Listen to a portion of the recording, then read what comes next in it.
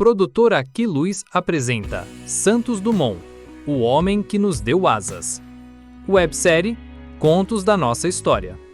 Existe um tipo de sonho que não se contenta em morar na nossa mente. É um sonho teimoso, que pulsa, que exige nascer no mundo real. Ele nos empurra para o desconhecido, nos faz desafiar o impossível e, às vezes, nos cobra um preço que não imaginávamos pagar. A história que vamos contar hoje é sobre o maior desses sonhos, o de voar, e sobre o homem que o realizou. Mas já adiantamos, esta não é apenas a história da invenção do avião. É a história de como uma obsessão pode mudar o mundo e de como o mundo, por sua vez, pode quebrar o coração de um inventor. Fiquem com a gente até o final, porque vamos revelar não só como ele conquistou os céus, mas também a reviravolta trágica que marcou seus últimos dias. Uma parte da história que poucos conhecem em detalhes. Nossa prosa começa não no glamour de Paris, mas nos cheiros e sons de uma fazenda de café em Minas Gerais. É 1873 e em Cabangu nasce Alberto Santos Dumont, filho de um engenheiro e grande cafeicultor, o rei do café. O pequeno Alberto, ou Albertinho, como era chamado, não se interessava pelos cavalos ou pela lavoura. Seu fascínio era outro.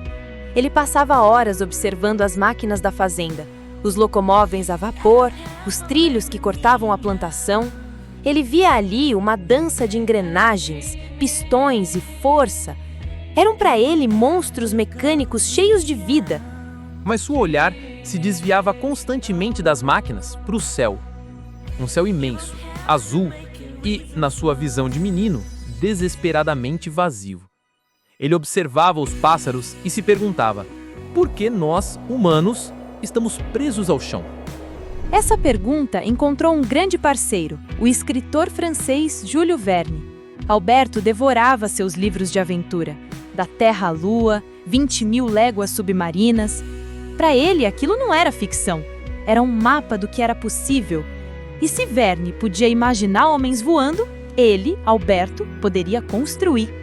Aos 18 anos, após a morte do pai, ele recebe sua parte na herança e uma última instrução paterna: vá para Paris. É o melhor lugar do mundo para um homem de ciência. E ele foi. Mas não foi como um turista, foi como um peregrino em busca do conhecimento que o faria conquistar os céus. Imaginem a Paris da Belle Époque no final do século XIX. A cidade-luz, o centro do mundo. As ruas fervilhavam com as novas tecnologias, a eletricidade, o cinema, o automóvel. Era o lugar perfeito para um inventor.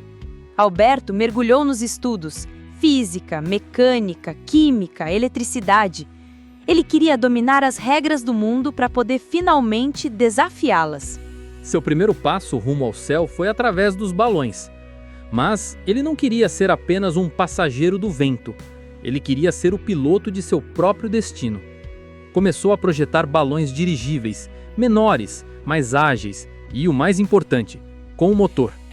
Ele queria dar rédeas aos gigantes de ar. E ele conseguiu. A imagem de Santos Dumont circulando os céus de Paris com seus dirigíveis se tornou icônica. Ele era uma celebridade, um popstar da ciência. Os parisienses olhavam para cima e viam o pequeno brasileiro, sempre elegante em seu colarinho alto e chapéu, navegando entre os prédios. Ele contornava o Arco do Triunfo, pousava em frente ao seu restaurante predileto para almoçar e depois decolava de volta para casa. Ele domesticou os céus, mas a grande obsessão, o santo graal da engenharia da época, era outro. Balões eram mais leves que o ar, eles flutuavam. O verdadeiro desafio era como fazer uma máquina mais pesada que o ar sair do chão, voar e pousar controladamente usando apenas a força do seu próprio motor. Muitos tentaram e falharam tragicamente. A comunidade científica estava dividida. E é aqui que a nossa história tem sua primeira grande reviravolta. Nos Estados Unidos, 2 irmãos, os irmãos Wright, afirmavam ter conseguido realizar esse feito em 1903. Mas o voo dos irmãos Wright foi feito em segredo, numa praia deserta, com pouquíssimas testemunhas e sem a presença da imprensa ou de qualquer comissão oficial. Além disso, a máquina deles precisava de um trilho e uma catapulta para decolar. O mundo, em 1905, ainda não tinha provas concretas de que o homem podia voar. E foi por isso que o Aeroclube da França, a maior autoridade em aviação do mundo, lançou um desafio. Um prêmio para o primeiro inventor que conseguisse fazer uma máquina mais pesada que o ar, decolar e voar por pelo menos 25 metros, diante de uma comissão julgadora e do público. Esse era o palco que Santos Dumont esperava. Ele não queria voar em segredo. Ele queria fazer uma demonstração pública, científica e inquestionável. E assim, ele começou a construir a sua máquina, o 14 bis. O nome vem do fato de que nos primeiros testes, o avião era carregado por seu dirigível de número 14. Era como um filhote do balão.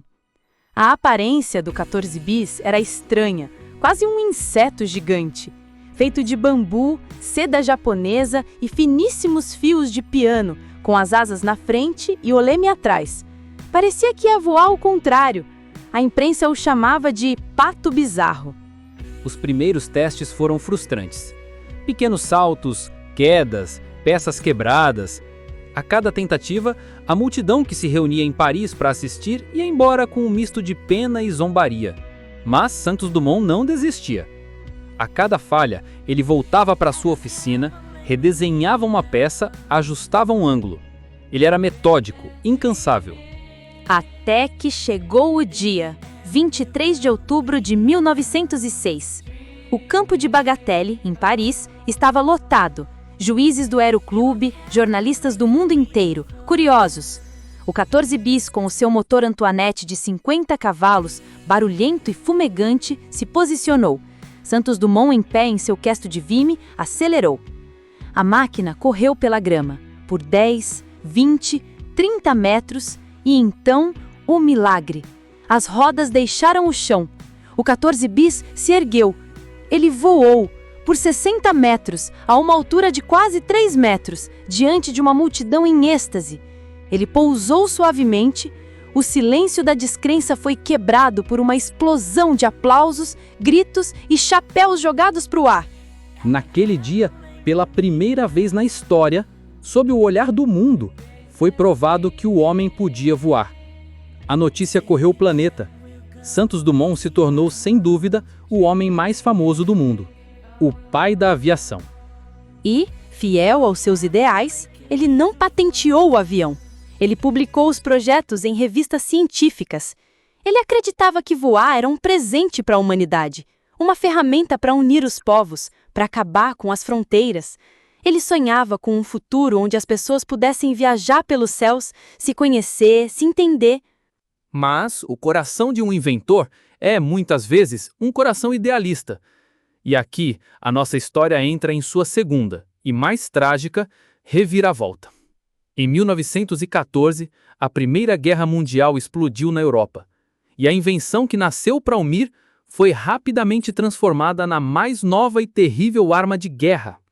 Santos Dumont, de sua casa em Paris, via os aviões, seus filhos, sobrevoando a cidade, não para celebrar a paz, mas para lançar bombas.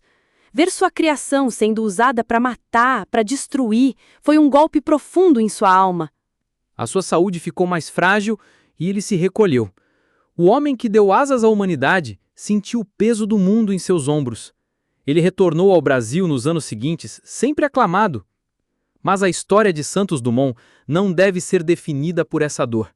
Ela precisa ser lembrada pelo brilho da genialidade e pela força da perseverança. Ele nos deu as asas, nos mostrou o caminho. Ele é a prova de que a maior das invenções não foi feita de madeira e pano, mas sim de coragem, persistência e, acima de tudo, de um sonho teimoso. Um sonho que, apesar de tudo, continua a nos inspirar a olhar para o céu e a acreditar no impossível. Esperamos que tenham se emocionado com essa jornada pelos céus e pela mente de um dos maiores gênios do Brasil. Que a história dele sirva de combustível para os nossos próprios sonhos. Muito obrigado pela companhia de todos vocês. Não se esqueçam de se inscrever no canal, deixar o like, comentar o que acharam dessa história e de dar sugestões de quais outras histórias vocês querem ouvir serem contados aqui no Contos da Nossa História. E isso aí, pessoal. Um grande abraço e até a próxima prosa!